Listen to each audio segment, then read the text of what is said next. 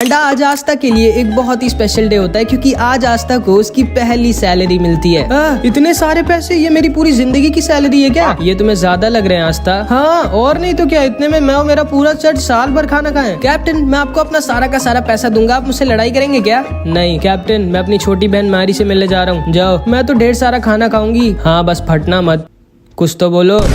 इतना तो मैं दान दे दिया करती थी, जो मिला उस पे खुश रहो, समझी? ज्यादा उड़ो मत। मेरे प्यारे आस्था, तुम अपनी पहली सैलरी से क्या करने वाले हो? डेट पे चलोगे क्या मेरे साथ? नहीं, मैं अपने सारे पैसे वापस चर्च भेज दूंगा और थोड़ा दूर हट के बात कर सकती हैं आप मुझसे। ओए आस्था, बहुत अच्छे, तुम्हें अपना सारा का सारा पैसा घर भेज देना चाहिए, बहुत अच्छा कर रहे हो। हमें अपनी फैमिली के बारे में कभी नहीं भूलना चाहिए और उनका भी ख्याल रखना चाहिए। आप भी अपना सारा पैसा वापस भेजते हैं क्या मैग्मा सेंपाई? नहीं, मैं तो जुआ लड़ने जा रहा हूँ। कैसा आदमी है ये? आस्था देखो, वापस घर पैसे भेजना अच्छी बात होती है, लेकिन सारे पैसे भेजने की क्या जरूरत है? थोड़ा बहुत अपने लिए भी रख लो। लेकिन मैं करूंगा क्या इन पैसों का? मेरे साथ शॉपिंग चलो और क्या। उसके बाद आस्था, नोएल और वेनेसा कीका टाउन जा रहे होते हैं शॉपिंग करने। आस्था मुझे पकड़ना मत, ठीक है? मैंने कहा था मुझे पकड़ना मत गधे। असल में इतनी तेज हवा चल रही थी कि आस्था को लगा नोएल कह रही है उसे पकड़ लो। इसके बाद हम देखते हैं आस्था, नोएल और वेनेसा तीनों कीका टाउन आ जाते हैं। एंड आज भी आस्था इधर जिधर देख रहा होता है उसको मैजिक ही दिख रहा होता है। एंड उसे वहाँ पे चार्मी भी दिखती है जो मस्त ठूस रही होती है। इतना सारा खाना जाता किधर है? एंड इधर हमेशा की तरह फिनरल एक लड़की को छेड़ रहा होता है जो इसको बजा देती है। नोएल फिर से सोचती है कैसे पागलों की टीम में हूँ मैं। उसके बाद ये तीनों ब्लैक मार्केट में जाते हैं जहाँ पर इन्हें सेक्के मिल जाता है। ओए सेक्के, याद हूँ मैं तुम्हें, मैंने तुम्हारी बैंड बजाई थी। हाँ नहीं मतलब नहीं याद हो,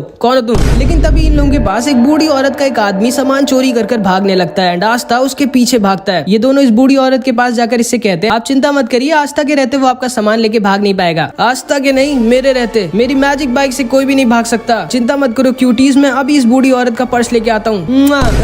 कौन लड़का है ये? एंड सेक्के भी उस चोर के पीछे अपनी बाइक से भागता है। इधर हम देखते हैं आस्था इस चोर का पीछा कर रहा होता है। एंड ये चोर बोलता है तुम कभी भी मुझे नहीं पकड़ सकते बच्चे, जब तक मैं अपने मैजिक क्लाउड पे हूँ। एंड तभी आस्था अपनी तलवार निकालकर इस चोर की क्लाउड की तरफ फेंक देता है एंड उसके मैजिक क्लाउड को बीच से काट देता है। एंड ये आदमी नीचे गिरने वाला होता है, नीचे से सेक्के उसको अपनी बाइक से ठोक देता है। आस्था को सेक्के की बाइक बहुत कूल लगती है। एंड सेक्के बोलता है मैंने तुम्हें पकड़ लिया है चोर, अब तुम भाग नहीं सकते। लेकिन तभी ये चोर सेक्के के पैर पे एक पॉइजन वाला चाकू मार देता है एंड सेक्के वहीं पर गिर जाता है। सेक्के तुम ठीक तो? हाँ आस्था, मेरे जाने का टाइम आ गया है, माफ करना, मैंने तुम्हें एंट्रेंस एग्जाम में धोखा दिया था। चुप रहे भाई, मैं कभी भी तुमसे गुस्सा नहीं था, तुम अभी भी मेरे दोस्त हो सेक्के। थैंक यू आस्था, लेकिन अब मुझे जाना होगा। क्या नाटक कर रहे हो, ये बस खुजली वाला पॉइजन है, लो अब ठीक हो जाओगे तुम। एंड इसके बाद सेक्के उस चोर को लेके अपने साथ वहाँ से चला जाता है। उसके बाद आस्था इस बूढ़ी औरत को उसका पर्स वापस कर देता है। अपना ध्यान रखिएगा दादी माँ। एंड आस्था, नोएल और वेनेसा इस बूढ़ी औरत को उसका सामान देकर वापस चले जाते हैं। एंड अभी ये बूढ़ी औरत अपना असली चेहरा दिखाती है, एक स्वॉर्ड जो कि सारे मैजिक को खत्म कर देती है। यामी की टीम में तो एक बहुत ही कमाल का मेंबर आया इस बार। एंड ये आदमी कोई और नहीं बल्कि असलियत में विज़र्ड किंग होता है। एंड इसने जैसा कहा होता है कि ये आस्था से मिलने आएगा, ये इसीलिए आस्था से मिलने आया होता है। सर आप फाइनली मिल गए मुझे, कहाँ हैं आप? अरे मैं तो बस ऐसे ही अपने किंगडम में घूम रहा हूँ मार्क्स, कम से कम बता कर तो जाया करिए सर, आप ऐसे नहीं गायब हो सकते, आप इस किंगडम के किंग है। ठीक है मार्क्स, मैं बस आ रहा हूँ वापस। लेकिन तभी विज़र्ड किंग को यूनो हवा में उड़ता हुआ दिख जाता है। मार्क्स मुझे थोड़ा सा और टाइम चाहिए। ठीक है सर, जल्दी वापस आइएगा। एंड विज़र्ड किंग यूनो की तरफ निकल जाते हैं। इधर हम देखते हैं यूनो, क्लॉस और उसकी एक टीममेट मिमोसा को मिशन मिला होता है सलीम का बॉडीगार्ड बनने का, जिसको यूनो ने एंट्रेंस एग्जाम में हराया था। हमेशा की तरह क्लॉस यूनो को देखकर मुंह बना रहा होता है। तभी सलीम कहता है वैसे यूनो मानना तो पड़ेगा, तुम भले ही एक नोबल फैमिली के नहीं हो, लेकिन तुम फिर भी बहुत ज्यादा स्ट्रॉन्ग हो और तुम्हारे पास एक 4 लीफ ग्रिमवॉर भी है। मे बी शायद तुम सच में फ्यूचर में विज़र्ड किंग बन जाओगे। फिर मैं अपने बच्चों से कहूंगा मैंने बचपन में विज़र्ड किंग के साथ लड़ाई की थी एंड वो एक दिन के लिए मेरा बॉडीगार्ड भी बने थे। वैसे तुम्हें कोई दिक्कत तो नहीं है ना मेरा बॉडीगार्ड बनने में? असल में मेरी जान के पीछे कुछ बहुत ही ज्यादा स्ट्रॉन्ग लोग पड़े हैं, इसीलिए मैंने तुम्हें एज अ बॉडीगार्ड चुना था। नहीं कोई दिक्कत नहीं है, बस दोबारा मुझे अपना बॉडीगार्ड मत चुनना। तभी मिमोसा बोलती है क्लॉस सेनपाई वो बादल थोड़े से अजीब नहीं है? हाँ मैं ऊपर देख कर आता हूँ। नहीं यूनो, अकेले मत जाना, ये मेरा ऑर्डर है। लेकिन यूनो इसकी बात कभी सुनता ही नहीं है। एंड यूनो ऊपर उन बादलों को देखने के लिए निकल जाता है, लेकिन तभी उसके ऊपर कुछ मैजिशियंस अटैक कर देते हैं। यूनो नीचे गिर जाता है, लेकिन तभी वो अपने विंड ईगल मैजिक से उन सबको हरा देता है। वो सब वहाँ से भाग जाते हैं। सलीम यूनो के पास आता है और उसे थैंक यू बोलता है उसको बचाने के लिए। उसके बाद वो उससे कहता है चलो ना यूनो तुम्हारे विलेज चलते हैं जहाँ पर तुम रहते थे, मुझे देखना है कि तुम्हारे जैसा स्ट्रॉन्ग लड़का कहाँ पर पला बड़ा हुआ है। पर सर ये हमारे मिशन में नहीं और फालतू में आपको अपना टाइम वेस्ट क्यों करना है? नहीं क्लॉस, मेरे पास बहुत टाइम है, चलो हम लोग चलते हैं, मेरा मन है यूनो का होम टाउन देखने का। एंड फिर यूनो, क्लॉस, मिमोसा और सलीम यूनो के चर्च पे ऐसे ही घूमने आ जाते हैं। यूनो को देखकर सिस्टर लिली, फादर और सारे सारे बच्चे बहुत खुश हो जाते हैं। आस्था नहीं आया क्या? नहीं, वो बाद में आएगा कभी। इसके बाद ये सारे लोग यूनो के चर्च के अंदर बैठकर खाना खा रहे होते हैं एंड सिस्टर लिली बाहर जाती है वेल से सबके लिए पानी लेने। बट जब वो वापस आ रही होती है तभी उसको कुछ लोग किडनैप कर लेते हैं। यूनो को सिस्टर लिली के चिल्लाने की आवाज आती है एंड वो भागते हुए बाहर जाता है तो देखता है जिन लोगों ने यूनो पर पहले अटैक किया था वही सिस्टर लिली को किडनैप कर ले गए। सलीम बोलता है ये सब मेरी वजह से हुआ है, मुझे यहाँ आना ही नहीं चाहिए था। वो लोग मेरे पीछे पड़े थे एंड मेरी वजह से अब तुम्हारी फैमिली दिक्कत में है यूनो। ये दोनों यूनो का पैर पकड़कर रोने लगते हैं कि प्लीज सिस्टर लिली को बचा लो यूनो। एंड फादर भी तैयार हो जाते हैं सिस्टर लिली को बचाने जाने के लिए, लेकिन यूनो फादर से बोलता है नहीं, आप यहीं पर रहिए और सबका ख्याल रखिए, मैं सिस्टर लिली को वापस लेकर आता हूँ। लेकिन तभी क्लॉस बोलता है नहीं, तुम कहीं नहीं जाओगे यूनो, भूलो मत हमारा मिशन तुम्हारी सिस्टर लिली की नहीं बल्कि सलीम की प्रोटेक्शन करना है एंड यहाँ की लोकल पुलिस तुम्हारे सिस्टर लिली को बचा लेगी, चिंता मत करो। अब आओ बैठो मेरे साथ, हम लोग वापस जा रहे हैं। मैक्स बोलता है पागल हो क्या तुम, यूनो हमारी सिस्टर लिली को ऐसे ही छोड़ के नहीं जा सकता। क्लॉस बोलता है ये मेरा ऑर्डर है यूनो, जल्दी आके बैठो, हम जा रहे हैं यहाँ से। लेकिन यूनो तो स्टार्टिंग से इसकी बात नहीं सुनता एंड यूनो इसको इग्नोर कर वहाँ से निकल जाता है सिस्टर लिली को बचाने। यूनो के सामने 3 स्ट्रॉन्ग मैजिशियंस आते हैं एंड यूनो आसानी से इन सबको हरा देता है, लेकिन चौथे वाले ने सिस्टर लिली को एज अ हॉस्टेज लिया होता है एंड इसीलिए यूनो इसके ऊपर अटैक नहीं कर सकता था। ये यूनो से कहता है चुपचाप मेरे को अपनी ग्रिमवॉर दे दो बच्चे, अगर तुम अपनी सिस्टर लिली की सलामती चाहते हो। एंड यूनो के पास कोई भी ऑप्शन नहीं होता, वो सिस्टर लिली को बचाने के लिए अपनी ग्रिम वॉर इसको देने वाला होता है। लेकिन तभी चुपके से क्लॉस पीछे से अपने मैजिक से इस आदमी के ऊपर अटैक कर उसको बेहोश कर देता है। यूनो क्लॉस से कहता है आप यहाँ क्या कर रहे हो? कुछ नहीं, बस इतनी बेइज्जती करवाने के बाद भी बेशर्मों की तरह तुम्हारी मदद करने आया हूँ मैं, और क्या। आखिर तुम कभी मेरा ऑर्डर क्यों नहीं मानते हो यार? यूनो इससे पूछता है कि आखिर इन लोगों ने सिस्टर लिली को क्यों किडनैप किया, जिसपे क्लॉस बोलता है मुझे पहले से ही सलीम पे शक था, वो एक नोबल होने के बाद भी इतने छोटे से विलेज में आकर तुम्हारे चर्च पर खाना क्यों खाएगा। कहना क्या चाहते हो आप? यही कि ये सारे के सारे सलीम के पीछे नहीं पड़े बल्कि ये सब सलीम के आदमी हैं एंड ये सारे लोग सलीम के पीछे नहीं बल्कि तुम्हारे पीछे पड़े थे ताकि ये तुम्हारी ग्रिम वॉर तुमसे ले सके। एंड फिर मिमोसा अपने मैजिक से सलीम के मुंह से उसका सारा का सारा सच बाहर निकलवा लेती है। सलीम बोलता है ये सब मैंने यूनो से बदला लेने के लिए किया था, मैं उससे उसकी ग्रिम वॉर छीन लूंगा क्योंकि उसकी वजह से मैं एंट्रेंस एग्जाम में फेल हो गया था और इसीलिए मैंने यूनो को अपना गार्ड चुना था ताकि मैं उसके ऊपर अटैक करवाकर उसकी ग्रिम वॉर उससे छीन सकूं। मैं तुम्हें छोड़ूंगा नहीं यूनो। जिसको सुनकर सिस्टर लिली गुस्सा हो जाती है एंड सलीम को एक वाटर पंच मारकर सुला देती है एंड सलीम का प्लान पूरी तरह से फेल हो जाता है। चलो ठीक है, अब तो तुम लोग पकड़े ही जा चुके हो, अब ये बताओ तुम लोगों का लीडर कहाँ छुपा बैठा है। लेकिन इन सबको पता ही नहीं होता है कि इनका लीडर कहाँ पर है क्योंकि इनके लीडर को पहले ही विजिट किंग ने पकड़ लिया होता है एंड वो फर्स्ट विजिट किंग के स्टैचू के सामने मस्त लेट कर आराम कर रहे होते हैं। आप कहाँ है सर? जानते हैं कितना काम बचा हुआ है और आप यहाँ मजे में सो रहे हैं? आ रहा हूँ बाबा, आ रहा हूँ। एंड इसके बाद यूनो और सारे लोग दोबारा से चर्च में हंसी खुशी खाना खाते हैं, फिर वो सब वापस निकल जाते हैं। अगले दिन विलियम यूनो की टीम की तारीफ करता है, मुबारक हो, विजिट किंग ने तुम लोगों की तारीफ करी है एंड हमें सलीम की नोबल फैमिली के खिलाफ और भी कई गंदे कामों के लिए सबूत मिल गए एंड अब हम सलीम की फैमिली के ऊपर स्ट्रिक्ट एक्शन लेंगे। सर आप पहले से जानते थे कि ये सब हम लोगों के साथ होगा?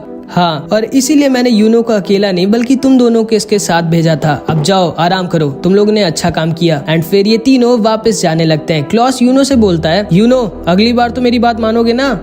हाँ, मुझे पता है तुम झूठ बोल रहे हो, आखिर ऐसा क्यों करते हो तुम? एंड यूनो उसे इग्नोर कर रहा होता है जिसको सुनकर मिमोसा हंसने लगती है। एंड इधर हम देखते हैं मैग्मा दोबारा से जुए में सब कुछ हार जाता है, अपने कपड़े तक हार जाता है एंड चार्मी हमेशा की तरह ठूस रही होती है। एंड इधर दूसरी तरफ अचानक से एक बहुत बड़ा डंजन क्लोवर किंगडम और डायमंड किंगडम के बीच में ओपन हो जाता है। जिसको नहीं पता है मैं बता दूं, डंजन मतलब एक सीक्रेट टनल टाइप का होता है जिसके अंदर लोग खजाना यानी कि ट्रेजर छुपा कर रखते हैं एंड अंदर बहुत सारे ट्रैप्स भी होते हैं, इसलिए थोड़ा डेंजरस भी होता है। मार्क्स विजिट किंग से कहता है सर मुझे आपको कुछ बताना है। मुझे पता है मार्क्स उस डंजन के बारे में और मुझे ये भी पता है कि हमें किसको उस मिशन पर भेजना चाहिए। एंड इसके बाद हम देखते हैं ये सारे के सारे ब्लैक बुल्स के मेंबर आस्था की चिड़िया का नाम डिसाइड कर रहे होते हैं। मैं इसका नाम रखता हूँ मैग्ना फायर। बिल्कुल नहीं, बहुत ही गंदा नाम है। इसका नाम होगा जॉन स्नो। नहीं, ये चिड़िया है, कोई राजा थोड़ी ना है। इसका नाम रख देते हैं दारू। दारू कैसा रहेगा? आखिर इसका नाम रखने की जरूरत क्या है? ये मेरे को दे दो ना, मुझे बहुत टेस्टी लग रही है। मैं पहले ही डिसाइड कर चुका हूँ इसका नाम क्या होगा। इसका नाम होगा रेड ब्लैक चिड़िया। एंड तभी आस्था की चिड़िया उसको मारने लगती है कि नहीं, ये नाम तो बिल्कुल नहीं रखना है मुझे। लेकिन फिर लक बोलता है क्यों ना हम लोग इसका नाम मैरो रख दें। एंड इस चिड़िया को भी ये नाम पसंद आता है एंड इस चिड़िया का नाम मैरो पड़ जाता है। तभी वहाँ पर फिनरल के साथ यामी आ जाता है और सारे लोग यामी को देखकर बहुत खुश हो जाते हैं। यामी सबको बताता है हमारे किंगडम में एक नया डंजन मिला है। क्या? एक नया डंजन? वाओ, एक नया डंजन, लेकिन वो होता क्या है? हैं? जब तुम्हें पता ही नहीं है डंजन क्या होता है तो तुमने वाओ क्यों बोला? बस ऐसे ही। और ब्लैक बुल्स को जाना है उस डंजन को एक्सप्लोर करने। यामी सर, मैं जाना चाहूंगा। हाँ आस्था, तुम्हें जाना ही पड़ेगा क्योंकि विजिट किंग खुद चाहते हैं कि तुम जाओ। क्या? Visit king? लगता है विजिट किंग सर को मैं बहुत ज्यादा अच्छा लगने लगा हूँ, एंड ऐसे ही चलता रहा तो अपने बाद वो मुझे विजिट किंग बना देंगे। याहू! नोएल, तुम भी आस्था के साथ जाओ, ये एक अच्छा एक्सपीरियंस होगा तुम्हारे लिए। और हाँ, तुम दोनों के साथ जाएगा लक, इन दोनों का ख्याल रखना। ठीक है सर, लेकिन वहाँ पर हम पर कोई अटैक तो करेगा ना हमें जान से मारने के लिए? नोएल मन में सोचती है, नहीं, इस पागल के साथ नहीं जाना चाहती मैं, जिसको लड़ाई से ज्यादा कुछ नहीं पसंद है। लेकिन आखिरी में ये तीनों फिनरल के साथ उस डंजन के पास आ जाते हैं जिसे इन लोगों को एक्सप्लोर करना है और उस ट्रेजर को ढूंढना है जो इसके अंदर छुपा हुआ है। आस्था, नोएल और लक उस डंजन के अंदर घुस जाते हैं। नोएल को बहुत ज्यादा डर लग रहा होता है। नोएल, ध्यान से चलना, गिरना मत, चुप रहो गधे, मुझे मत सिखाओ, भूलो मत मेरा नाम है नोएल सिल्वा, सिल्वर फैमिली की, मैं नहीं गिरूंगी। एंड तभी नोएल फिसल के गिर जाती है एंड उनके लैंप को तोड़ देती है। लेकिन इस लक को अंधेरे में भी दिखता है एंड उसके साथ ये लोग डंजन के अंदर आ जाते हैं जहाँ पे लक अपने आप ही सारे के सारे ट्रैप्स फोड़ रहा होता है मजे के लिए एंड आस्था सबको खत्म कर रहा होता है। एंड लक अपने मैजिक से पूरे के पूरे डंजन को स्कैन मारता है एंड तभी उसे पता चलता है कि उन लोगों को कोई चुपचाप देख रहा है, वो लोग यहाँ पर अकेले नहीं है। एंड लक आस्था नोएल से कहता है, तुम लोग अपना ध्यान रखना, ठीक है, मैं बस 1 मिनट में आया। एंड वो अपने मैजिक से उस आदमी के पीछे निकल जाता है जो उन लोगों को चुपचाप देख रहा था। ये कहाँ चला गया हम दोनों को यहाँ पे अकेला छोड़ के? मुझे पहले से ही पता था यामी सर गलत कर रहे हैं इसको हमारे साथ भेज के। लेकिन तभी नोएल रियलाइज करती है कि वो और आस्था तो अकेले हैं एंड नोएल को तो आस्था थोड़ा पसंद है, तो वो थोड़ा शर्मा कर वहाँ से भागने लगती है। लेकिन तभी वो एक बहुत ही बड़े ट्रैप पे पैर रख देती है एंड उसके सामने एक कार्निवोरस प्लांट निकल आता है जो नोएल को पकड़ लेता है। आस्था नोएल को बचाने की कोशिश करता है लेकिन आस्था को भी वो पकड़ लेता है एंड इन दोनों को ये पेड़ खाने वाला होता है। लक इधर इस आदमी का पीछा कर रहा होता है और नोएल आस्था की जान खतरे में होती है। आस्था सोचता है कि वो क्या करे, उसे जल्दी कुछ करना होगा वरना ये दोनों मारे जाएंगे। लेकिन तभी पीछे से कुछ अटैक्स आते हैं जो आस्था और नोएल को बचा लेते हैं और उस प्लांट को भी खत्म कर देते हैं। नोएल सोचती है कि आखिर इतना स्ट्रॉन्ग अटैक किसका है। फिर इधर हम यामी को देखते हैं जो कहता है, अच्छा हाँ याद आया, मैं तो आस्था को बताना ही भूल गया कि उसके साथ कुछ गोल्डन डॉन के मेंबर्स भी रहेंगे। एंड अब तो तुम लोग समझ गए होगे कि आस्था को कौन आया होगा बचाने। जी हाँ, कोई और नहीं, उसका भाई यूनो। हमारा हिसाब बराबर हुआ आस्था, तो तुम हो यूनो और ये दोनों नीचे आकर आस्था और नोएल से मिलते हैं। क्लॉस बोलता है, हाँ, मुझे लगा ही था इतने वीक से ट्रैप में ब्लैक बुल्स जैसी बेकार स्क्वाड का ही कोई मेंबर फंसा होगा। ये आपके चेहरे पे कुछ लगा है, मुंह नहीं धोया क्या आपने? ओए लड़के, तमीज से बात करो मुझसे, मैं गोल्डन डॉन का सीनियर मेंबर हूँ, मेरा नाम है क्लॉस और मैं एक नोबल फैमिली से हूँ। तुम्हारी हिम्मत कैसे हुई मुझसे ऐसे बात करने की? एंड इधर मिमोसा नोएल से मिलती है एंड ये दोनों बहनें होती है एंड इन दोनों की बिल्कुल भी नहीं पटती आपस में। हाँ, कैसी हो नोएल, तुम्हें तो काफी दिक्कत हो रही होगी, मैंने सुना है ब्लैक बुल्स के सारे मेंबर थोड़े पागल हैं। हाँ, मैं तो बिल्कुल ठीक हूँ, तुम कैसी हो? क्योंकि मैंने सुना है गोल्डन डॉन में सबके सब बहुत स्ट्रांग है और तुम तो सबके लिए एक बोझ बन गई होगी क्योंकि तुम इतनी वीक हो। नहीं, मेरा मैजिक तो बहुत इंपॉर्टेंट और यूजफुल है गोल्डन डॉन के लिए। विलियम सर ने खुद मुझसे कहा था। तुम्हारा क्या हाल है? निशाना ठीक हुआ तुम्हारा? हाँ, अब ठीक हो गया है। एंड ये दोनों ऐसे एक दूसरे को ताना मार रही होती है और आस्था और क्लॉस आपस में लड़ रहे होते हैं। अच्छा हाँ, याद आया, तुम्हारे साथ तो कोई एक और भी होना चाहिए था ना, कहाँ है वो? कहीं डर के भाग तो नहीं गया तुम लोगों को अकेला छोड़ के? जिसपे आस्था और नोएल कुछ नहीं बोल सकते थे क्योंकि उन्हें खुद ही नहीं पता है कि लक कहाँ पर गया है। एंड इधर लक इस आदमी का पीछा कर रहा होता है जो बहुत तेज भाग रहा होता है।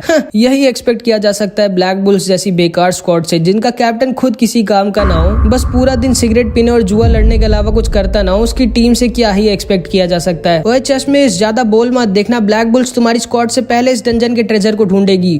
सपने में, पहले अपने टीममेट को तो ढूंढ लो, उसके बाद ट्रेजर को ढूंढना। चलो यूनो और मिमोसा। एंड फिर यूनो, मिमोसा और क्लॉस निकल जाते हैं ट्रेजर को ढूंढने। आस्था नोएल से कहता है, जल्दी चलो, हम हार नहीं सकते इन सबसे। एंड ये दोनों भी निकल जाते हैं ट्रेजर को ढूंढने, लेकिन इन लोगों को बाहर जाने का रास्ता ही नहीं मिल रहा होता है। तभी मैरू उड़ती है और इन लोगों को बता देती है, लो ये रास्ता है, चलो निकलो यहाँ से। एंड ये दोनों भी वहाँ से निकल जाते हैं। इधर हम देखते हैं विजिट किंग को एक सोल्जर बताता है कि डायमंड किंगडम ने भी कुछ मैजिक नाइट्स को डंजन को एक्सप्लोर करने के लिए भेजा है। लेकिन क्यों? जब वो डंजन क्लोवर किंगडम में खुला है तो डायमंड किंगडम के लोग क्यों आए? सर, हमें जल्दी से कुछ करना चाहिए। चिंता मत करो मार्क्स, मैंने कुछ बहुत ही ज्यादा स्ट्रॉन्ग लोगों को उस डंजन में भेजा है, सब ठीक होगा। एंड विजिट किंग ने बिल्कुल सही कहा होता है क्योंकि लक ने इधर अकेले ही सारे के सारे डायमंड किंगडम के मैजिक नाइट्स को हरा दिया होता है एंड सिर्फ एक आदमी बचा होता है जिसका नाम लोटस होता है।